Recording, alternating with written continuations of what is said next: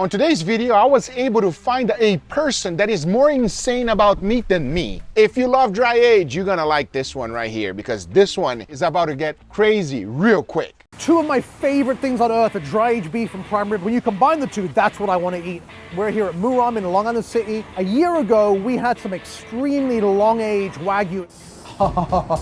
Yes, I remember that video, everybody. I reacted to that video. That thing didn't even look like beef anymore. It looked like cheese. That is something that I hope one day I am crazy enough to make it. I've dry aged steaks like that before, but it wasn't as extreme as this guy. Well, we're going to see if we can replicate that success using prime rib.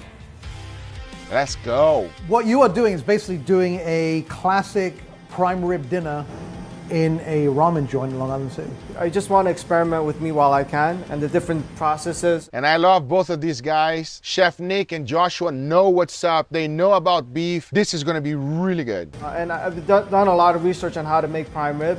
And I'm hoping this will hopefully be one of the best prime ribs around. So real quick, right there you can notice a few things. That is a full rib, which is a 7-bone full rib. I can also tell you that it's prime because that is thick. And obviously it's bone in, which is even more expensive. He seasoned it, I'm pretty sure he dry brined it so that the seasoning can go inside deeply into that meat, especially the salt. And also it's tied up so nothing will fall apart. This could revolutionize prime rib as we know it, right? Well, I don't know, it's very expensive to do it this way, but... What did I say? That is ridiculously expensive, everybody. I'm gonna shoot it under over here and say that this is literally $1,000 piece of meat. Now, if you portion it, a nice big thick steak like that, $150 cost for each one plus the restaurant fee. You're talking about each individual steak once it's completely done and cooked. $500 a piece of steak. Now, would you pay that? That's a lot of money. Generally speaking, a good Wow. prime rib or rib roast, most people dry age it for like 45 days. I've done a few times where 90 days, 110 days. 35 days to 45 days is the perfect amount to dry age it. You feel a little bit of the funkiness, but not too much. Once you start passing the 100 days, everybody, things just start getting weird. Extremely weird. That flavor doesn't get into the center so much. Right. That's true. So the flavor components aren't quite there. So I thought, if we tried over 200 days, double it, it might finally get to the center. That is a sick man. He's sick in the head. This is the Nutella dry aging experiment, so let's do it. Just like me, everybody. We're both sick. 200 days. You know what? He got balls. That's what it is. I give it up. He got big balls, man, and I like it. Oh, wait, hold on. I don't like his balls.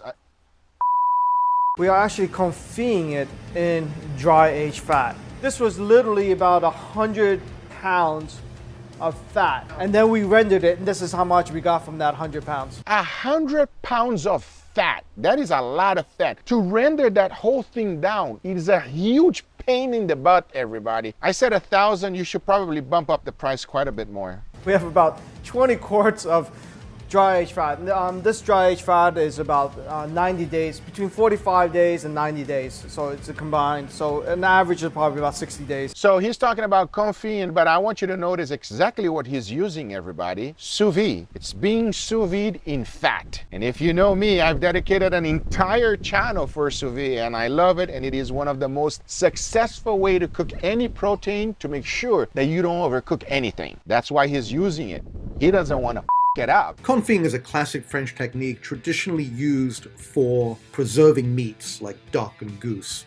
But it's a great way of slowly cooking something so that you can really get it to a perfect temperature and not overcook it. But that's not confit, everybody. He should say it like it is. Confit is being cooked in fat. That's what it is. That's sous vide. Notice that he has a circulator, a thermometer in there. He's monitoring the crap out of this thing because he don't want to mess it up. And I don't blame him. That's a lot of money. 57 hours later, we are at 129. 57 hours later? No, there's no way that that's 57 hours later. No, really, how long did it actually go in here for? It's been in there since 8 o'clock. Right now it is 4 o'clock. Okay, that makes sense. I guess he was just joking. A lot longer than you actually expected, right? Much longer, way longer, Yeah. almost double the time. And here is the moment of truth. Wow. Wow. Pretty awesome. Look at that thing.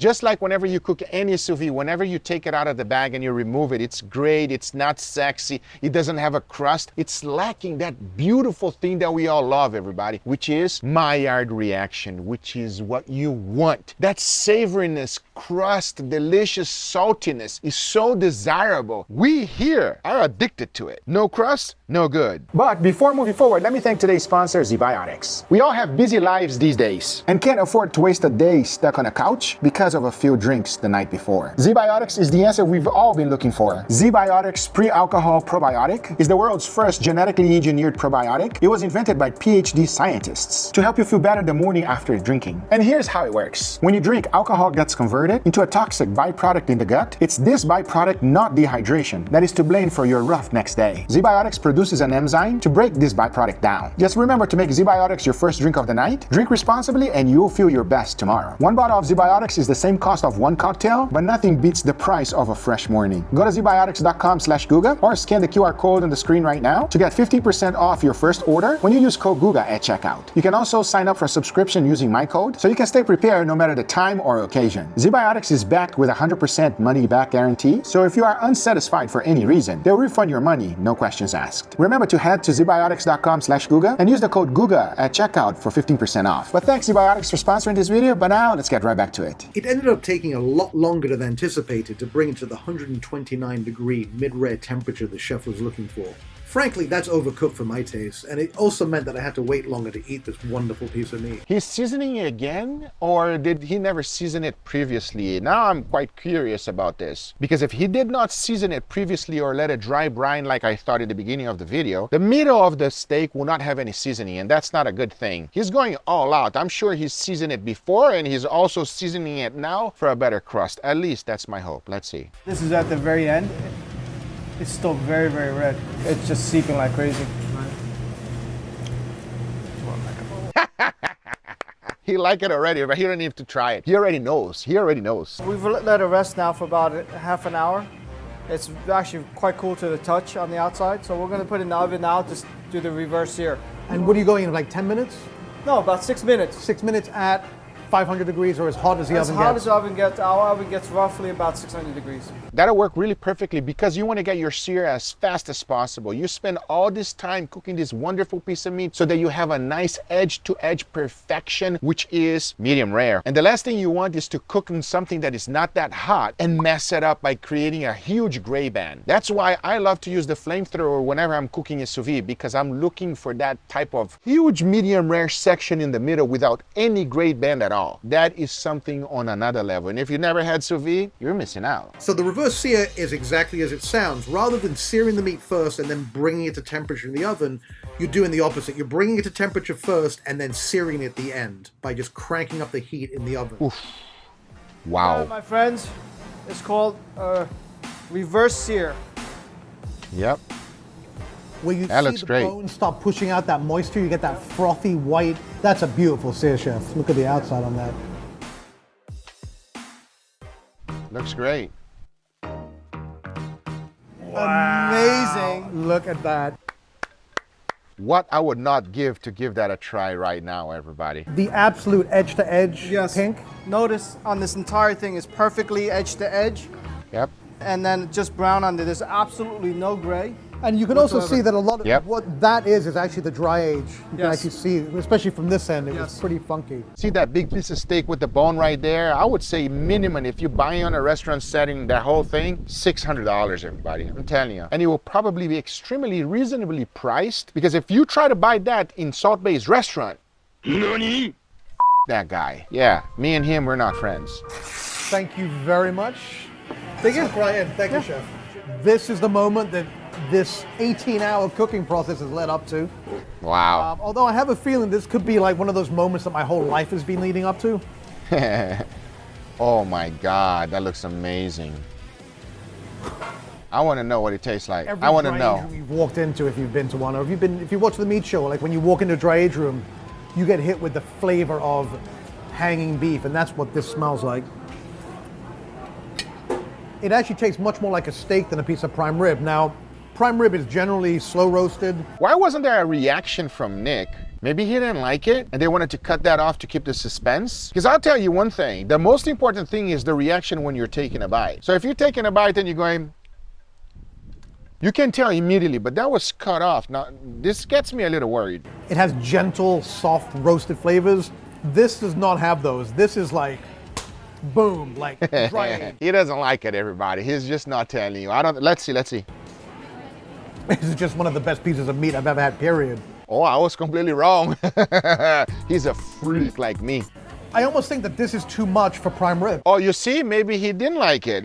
Maybe it is too much. Wow, now I'm confused. What is it? Is it too much? Is it not too little? What is it? Talk to me. I think it was a really great experiment. I think that to see how to cook it, the technique of it is perfect, but the flavor itself, I think what happens is the dry aged fat permeated inside of it too much. And for me, even for me, like I personally don't think I could serve this. But you wouldn't be able to serve this as prime rib, but you could use this. No, I wouldn't even use this because I think food's supposed to be craveable. And I don't think this is craveable. That's what I said, everybody. It's too long. When you dry age something for an extremely amount of time, like this one right here, or like the one I did for 4 years, I mean, I'm like totally insane. I've also done one for a whole year. It's just a little bit too much overpowering and you lose the beefiness. Another great episode. Thank you so much. It's always great to have you on the show. What do you have for us next time? I guess we'll have to Hell find out yeah. for next time. All right, well, I'm looking forward to whatever that's going to be because the last two have been a bit gonzo, frankly. That explains it all, everybody, why he didn't have his reaction. You see? I can tell immediately. Great video, a little bit too long. I would have done it for a little bit less time, but nevertheless, is an experience that a lot of people will never get to have, and he had it, and I wish I was there to eat it with him. I hope you guys enjoyed this video. If you did, hit that thumbs up. If you're not a subscriber, be sure to subscribe, and we'll see you guys on the next one. Take care, everybody. Bye-bye.